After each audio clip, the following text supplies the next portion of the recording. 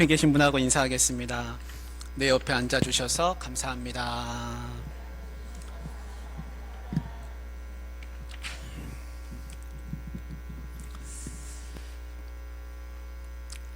우리 지난주에는요, 지붕을 뚫어라 라는 제목을 가지고 말씀을 나눴었습니다.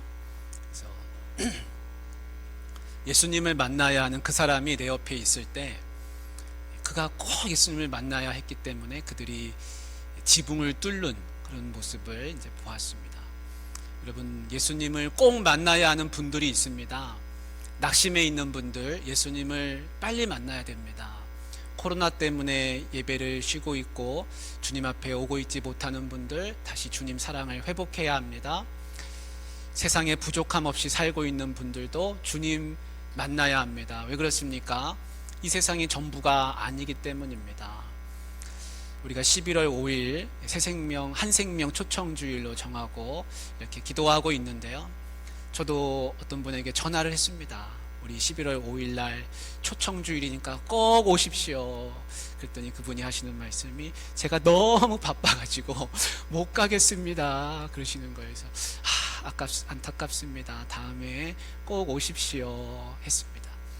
여러분, 우리가 초청주일을 정해서 하는 이유는요, 이 초청이라고 하는 그런 기회를 얻고자 함이고요.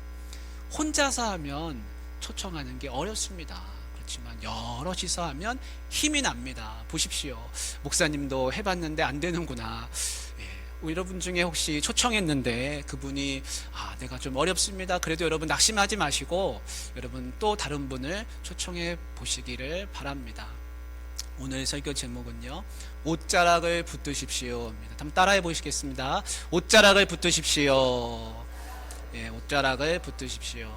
오늘 한 여인이 성경의 말씀에 나오고 있는데, 이 여인은 어떻게 소개가 되고 있냐면 12해를 혈루증으로 앓고 있어, 이렇게 이제 시작을 합니다. 여러분, 한 여인을 소개할 때 참 아름다운 여인이 있어 이러면 얼마나 좋겠습니까? 아니면 남편과 자녀들과 함께 사는 행복한 여자가 있습니다, 이렇게 하면 참 좋겠는데, 이 여인은요 12해를 혈루증으로 12년을 부인과 병으로 앓고 있는 그런 안타까운 여인입니다. 여러분, 이 12해라는 말을 한번 우리가 묵상하기를 원합니다. 제가 묵상하니까요, 이런 게 떠오릅니다. 구덩이가 생각이 납니다. 여인이요 구덩이에 빠진 겁니다. 처음에는 무릎 높이만한 구덩이에 빠졌습니다. 나오려고 했습니다. 근데 나와지지가 않습니다. 시간이 흐릅니다. 세월이 가면 갈수록 구덩이가 더 깊어지는 겁니다. 그러더니 구덩이가요 허리 높이만한 그런 깊이만한 구덩이가 돼버리고 말았습니다. 나오려고 하는데 못 나옵니다. 그러다가 키만큼 돼버렸습니다.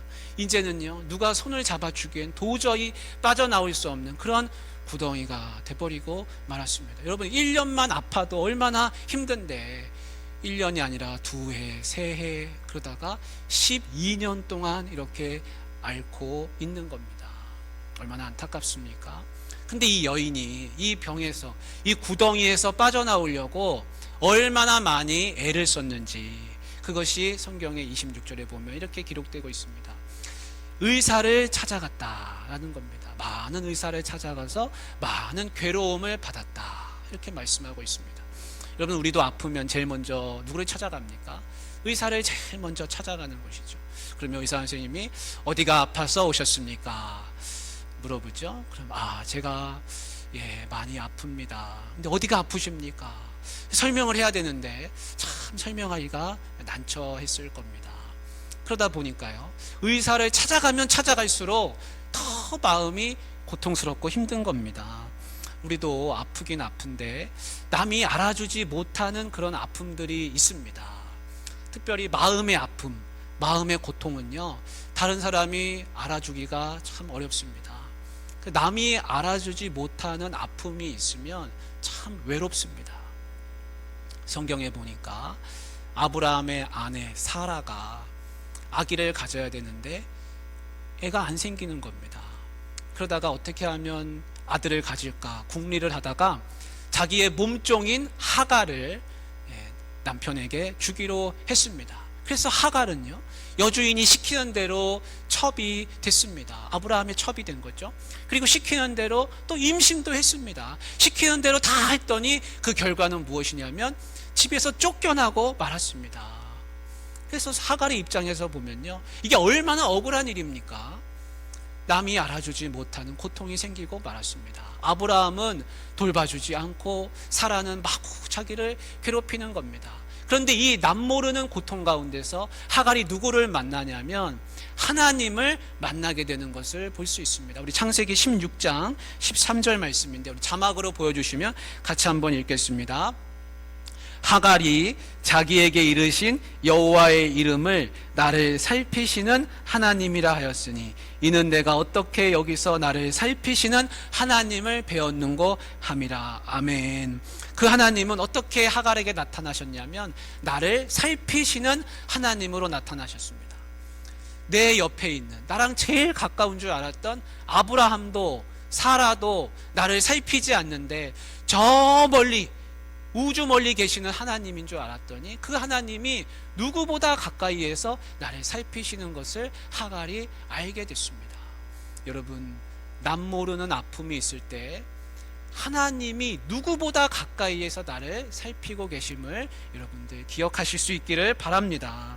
여인이 의사를 찾아갈 때마다 이런 생각을 했을 겁니다. 저 의사가 나를 고쳐줄까? 일말의 기대를 걸어보는데 그 기대가 다 무너지는 것이죠. 그래서 이 의사 찾아가고 저 사람 찾아가고 그렇게 하다 보니까 나중에는 더 이상 찾아갈 의사가 다 없어지고 말았습니다. 이제는 갈 데가 없어진 것입니다. 여러분, 우리도 살다 보면요, 갈 데가 없어질 때가 있습니다. 내가 어디로 가야 되나? 성경에 탕자가 나오는데 탕자는 자기가 갈 데가 많다고 생각했습니다. 그래서 아버지를 떠나면 자유롭게 다니리라 생각하고 이곳저곳을 다 다녔습니다. 그런데 이곳저곳을 다 다닌 결과 얻은 결론은 무엇입니까? 자기가 막다른 곳에 왔음을 알게 되었습니다. 이제 더 이상 갈 곳이 없는 겁니다. 주변에 퇴직하신 분들, 직장 다니시다가 그만두신 분들 이야기를 들어보니까요, 직장 그만두고 2, 3년은 너무 좋더라는 겁니다. 여기저기 여행도 다녀보고 못했던 취미생활도 하고 너무 좋더라. 그런데 나중에 알게 되는 것은 뭐냐면 갈 데가 없다. 그렇게들 하시는 말씀을 듣습니다. 탕자도요, 갈 데가 없었습니다. 그런데 이 탕자가 갈 데가 없어지니까 생각나는 곳이 하나 있었습니다. 그게 어디냐면 아버지 집이었습니다. 그렇지, 내 아버지 집은 문이 열려있지. 그래서 아버지 집으로 돌아가게 됐습니다. 여러분, 내가 살면서 갈 데가 없다 하고 생각 드시거든 어디로 가셔야 됩니까?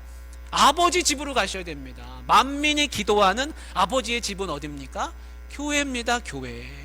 주님은요, 교회의 문을 항상 열어놓으시고 거기서 기다리고 계시는 겁니다. 저도 교회에 있다 보면요, 어떤 분들이 오셔서 기도하시는 모습을 제가 볼 수가 있습니다. 아버지 집에 오셨구나. 여러분, 아버지는 어떤 분입니까? 문을 열어놓고 기다리시는 아버지. 그래서 교회는요, 늘 문이 열려 있습니다. 여러분, 24시간 언제든지 교회에 오셔서 주님 만나시기를 바랍니다. 여인은요, 가진 것도 다 허비했다고 말씀에 기록되어 있습니다. 여러분, 세상은 어떤 곳입니까? 세상은 나를 채워주는 곳이 아닙니다. 세상은 나를 허비하게 만드는 곳입니다. 이곳저곳 다니면서 내가 채워보려고 하지만 세상 그 어디도 결국엔 나를 채워주는 게 아니라 내 것을 다 가져간다는 것을 우리가 알 수가 있습니다. 여러분, 솔로몬이 자기의 머리를 지혜로 가득하게 채웠습니다. 자기가 사는 궁궐을 부귀 영화로 다 채웠습니다. 그런데 마지막에 그가 하는 고백은 뭐냐면 헛되고 헛되도다. 해 아래에서 수고함이 다 헛되도다 라고 그가 고백을 하고 있습니다. 여러분, 나를 채우려고 하지만 나를 채워지는 것이 아니라 결국은 내가 다 허비되고 우리가 고백할 수밖에 없는 것은 내가 밑빠진 독에 물붓기 같은 인생을 살았다 하는 것입니다. 우리를 채우려면, 나를 채우려면 무엇으로 채워야 하는 것입니까? 주님은 말씀하십니다. 내게로 와서 먹고 마시라. 누구든지 내게로 와라. 내가 그를 목마른 자는 값없이 와서 마시라. 내가 주리라. 나를 믿는 자는 배에서 생수의 강이 흘러나오리라. 여러분, 배에서 생수의 강이 흘러나오면 차고 넘치는 은혜가 있습니다. 세상 그 무엇으로도 나를 채울 수 없습니다. 오직 주님 한 분만으로 나를 채우시기를 주님의 이름으로 축복합니다. 여인은요, 결국에는 아무런 효험도 얻지 못했습니다. 긴 터널을 지나가는 것 같은 것입니다. 이 터널이 언제 끝나나 아무리 둘러봐도 끝나지지가 않는 것입니다. 소망이 없습니다. 구덩이에 빠져가지고 저 위를 올려다 보니까요, 빠져나갈 길이 아득한 겁니다. 여인이 왜 이런 상황이 됐습니까? 여인이 고치려고 약도 먹고 의사도 만나고 돈도 쓰고 할 거를 다 해봤습니다. 근데 왜 이 여인이 결국 이렇게 되고 말았습니까? 이유는 간단합니다. 당시로서는 고칠 수 없는 질병이었기 때문입니다. 산부인과에 가야 되는데요, 산부인과 전문의가 없는 겁니다. 21세기가 됐지만요, 지금도 똑같습니다. 고치지 못하는 병이 있습니다. 그 대표적인 게 바로 죽음이라는 병인 것입니다. 이 죽음이라고 하는 병은요, 어떤 의술로도 그 어떤 전문의도 고치지를 못하는 것입니다. 여러분, 부활이 없는 죽음은 영원한 죽음이기 때문에 이 병은 반드시 고쳐야 합니다. 이 병을 고치시는 분이 딱 한 분 계시는데 그 전문의가 누구시냐면 바로 예수님이신 것입니다. 사랑하는 성도 여러분, 이 세상이 고치지 못하는 죽음이라는 병을 예수님께서 깨끗하게 고치셨음을 믿으시기를 바랍니다. 여인이 어느 날 소문 들었습니다. 그분은 어떤 병도 고치시더라. 예수의 소문을 듣고, 여러분, 소문이 참 중요합니다. 저도 얼마 전에 옆에 은정형외과에 가봤습니다. 갔더니요, 접수하시는 분이 얼마나 친절하신지 아주 친절하게 접수를 해주시고요, 이 간호사 분도요, 얼마나 친절하신지 환자를 부르는 그 목소리가 다르시더라고요. 박준모님. 예, 제가 깜짝 놀랐습니다. 저희 애들도 그 병원에 갔다 오더니 성대모사를 하는 겁니다. 근데 의사 선생님을 만났더니 의사 선생님도 얼마나 웃으시면서 친절하게 해주시고 그렇게 해주시는 겁니다. 친절하다고 제가 소문을 들었는데 역시 소문대로였습니다. 제가 옥포시장의 김내과에도 가봤습니다. 9시에 문 열자마자 제가 갔는데 앉을 자리가 없는 겁니다. 할아버지 할머니들이 얼마나 많으신지. 역시 소문대로였습니다. 여러분, 소문이 얼마나 중요한지 모릅니다. 소문이 좋으면요, 가서 만나고 싶어지고 내가 가고 싶어지고 가서 먹고 싶어지고 그러는 겁니다. 여러분, 옥포중앙교회 소문이 잘 나고 있는 줄 믿습니다. 지난번에 임직식에 오셨던 분들이 똑같이 하시는 말씀이 분위기가 너무 좋네. 목사님들이 다 동일하게 하시는 말씀입니다.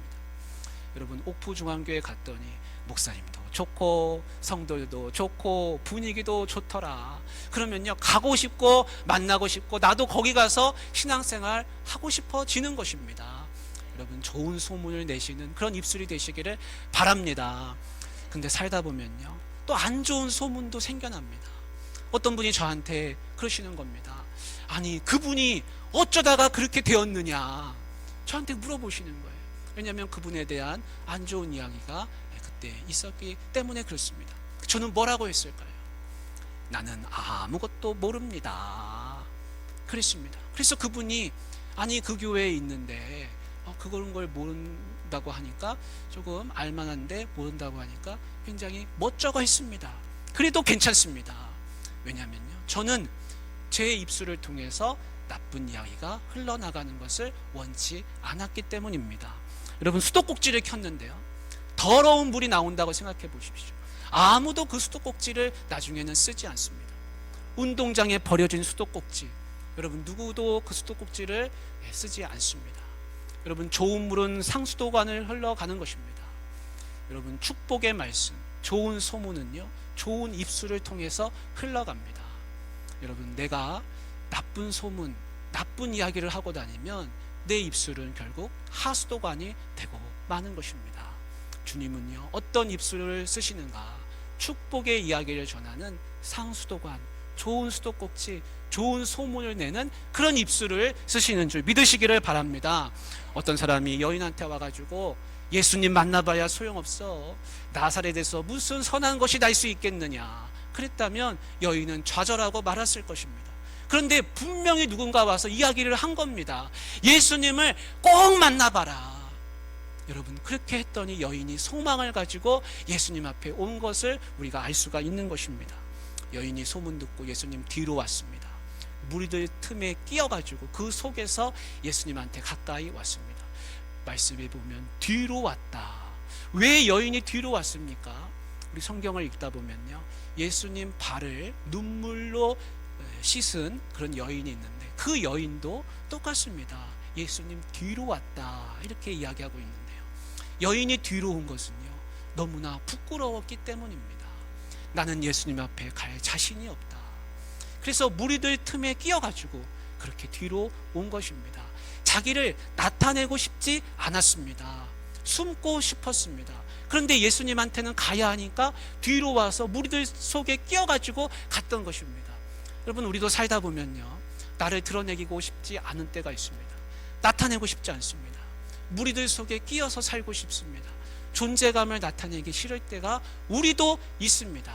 그런데 이 여인은 왜 그랬냐면 부끄러워서 그런 것이지요. 그리고 더 이상 또 좌절하기가 싫었기 때문일 수도 있고, 다른 사람들에게 주목받고 싶지가 않았던 것입니다. 그런데요, 여인이 예수님의 몸에 손을 대니까요, 어떻게 됐습니까? 다 모든 것이 그 부끄러움이 씻겨 내려가는 것을 우리가 알 수 있습니다. 여러분, 내가 부끄러워할 때 주님은 그 부끄러움을 그냥 두고 보시는 분이 아니라 그 부끄러움을 다 씻어주시는 분인 줄 믿으시길 바랍니다. 우리 성경 말씀 한번 같이 읽어보겠습니다. 이사야 54장 4절인데요, 자막으로 보여주시면 같이 읽겠습니다. 두려워하지 말라, 네가 수치를 당하지 아니하리라. 놀라지 말라, 네가 부끄러움을 보지 아니하리라. 네가 네 젊었을 때의 수치를 잊겠고 과부 때의 치욕을 다시 기억함이 없으리니. 로마서 10장 11절입니다. 성경에 이르되 누구든지 그를 믿는 자는 부끄러움을 당하지 아니하리니. 아멘. 여러분, 부끄러움은요 그냥 내가 두고 마음에 두고서 나는 부끄러워, 나는 부끄러워서 어디 나가지도 못하고 드러내지도 못하고 숨고 싶고, 그러나 여러분, 하나님은요, 주님은 그 부끄러움을 그냥 구경하시는 분이 아닙니다. 다 씻어주신다 그랬습니다. 네 부끄러움을 다시는 기억하지 않는다, 주님이 분명하게 말씀하고 계시니까 이 말씀을 마음에 꼭 붙드시기를 바랍니다. 우리가 여인한테 배울 점이 한 가지 있습니다. 그게 뭐냐면요, 이 여인은요 자기가 부끄럽고 드러내고 싶지 않았지만 무리들 속에 끼어 들어가서 뒤에 가서 예수님 옷에다가 손을 대었다는 겁니다. 여러분, 중풍병자를 옮긴 네 사람도요, 그를 지붕으로 옮겨서 어떻게 했습니까? 지붕을 뚫었습니다. 그들이 믿은 대로 그들은 행동했습니다. 바디메오가 예수님이 지나간다는 소식을 듣고 나사렛 예수여 나를 불쌍히 여기소서, 잠잠히 해라, 조용히 해라, 시끄럽다, 어디 맹인이 소리치냐, 거지가 소리치냐 했지만 그는 더 크게 소리 질렀습니다. 여러분, 믿음이라고 하는 것은요 내 마음에 간직하는 것이지만 내 마음에 간직만 하고 있으면 그 능력이 10분의 1도 1알도 제대로 나타나지가 않습니다. 그런데 그것을 내가 드러낼 때 행동으로 옮기면 어떤 역사가 일어나냐면 다이나마이트 같은 폭발력이 있어가지고 산을 옮기는 그런 믿음이 되는 것입니다. 여러분, 내 손에 성냥이 있습니다. 이 성냥 그으면 불이 켜진다는 거 내가 압니다. 그런데 불을 내가 켜지 않으면 빛이 나지 않습니다. 약국에 가서 약을 받아왔습니다. 먹으면 낫는다는 거 압니다. 그러나 삼키지 않으면 낫지 않습니다. 우리가 믿음을 가지고 있으되 이 믿음을 가지고 변화를 일으키려면 어떻게 해야 되냐면 여인처럼 비록 나는 숨고 싶지만 무리들 틈에 끼어서라도 들어가서 예수님 옷자락에 손을 대었을 때, 용기를 내어서 만졌을 때 내 몸에 변화가 일어나는 것입니다. 여러분 믿음을 가지고 계시다면 그 믿음을 꼭 행동으로 실천하셔서 놀라운 변화를 경험하시기를 바랍니다. 여인이 몸에 변화가 생긴 걸 즉시 알았습니다. 예수님도 알았습니다. 누가 내 몸에 손을 대었느냐? 제자들이 당황해했습니다. 아니다, 분명히 누가 손을 대었다. 예수님은요, 그 여인을 만나고 싶으셨습니다. 찾고 싶으셨습니다. 여인이 두려워 떨면서 뒤에서 앞으로 나왔습니다. 여러분, 이 여인이 부끄러워서 계속해서 뒤에 있었던 게 아닙니다. 나중에는 주님 앞에 나와서 주님 얼굴을 보면서 마주했습니다. 예수님이 하신 첫 마디는 뭡니까? 따라, 따라.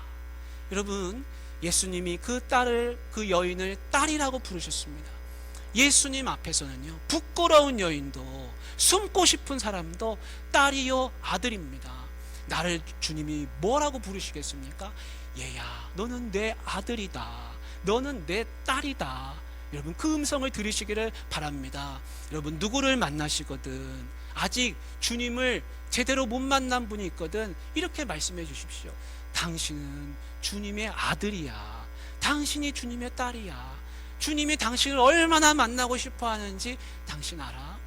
여러분, 그 이야기를 꼭 전해 주실 수 있기를 바랍니다. 네 믿음이 너를 구원하였으니 평안히 가라. 여러분, 네가 복을 받았다. 여러분, 주님이 그 사람을, 그 여인을 축복해 주셨습니다. 주님이 왜 뒤를 돌아보시고 누가 내 손을 대었느냐 왜 그렇게 하셨습니까? 그 여인에게 이 말을 해주고 싶으셨기 때문입니다. 주님은요, 나를 복을 선포하시는 분입니다. 축복해 주시는 분인 줄 믿으시길 바랍니다. 그래서요, 병만 나은 게 아니라 12년 동안 가슴에 맺혔던 한이 풀리고 묵혔던 체증이 다 내려가고 다 구덩이에서 나오고 터널에서 빠져나오고 이제는 새로운 삶을 여인이 시작하게 됐습니다. 사랑하는 성도 여러분, 혹시 무리들 속에 끼어가지고 아직도 뒤에 계시는 분이 계시다면 주님 옷자락을 꽉 붙드시기를 바랍니다. 그래서 뒤에서 앞으로 나오셔서 주님을 맞이하시고 새로운 삶을 살아가시기를 주님의 이름으로 축복합니다. 하나님 아버지, 오늘도 아들, 딸을 찾으시는 주님이신 줄 믿습니다.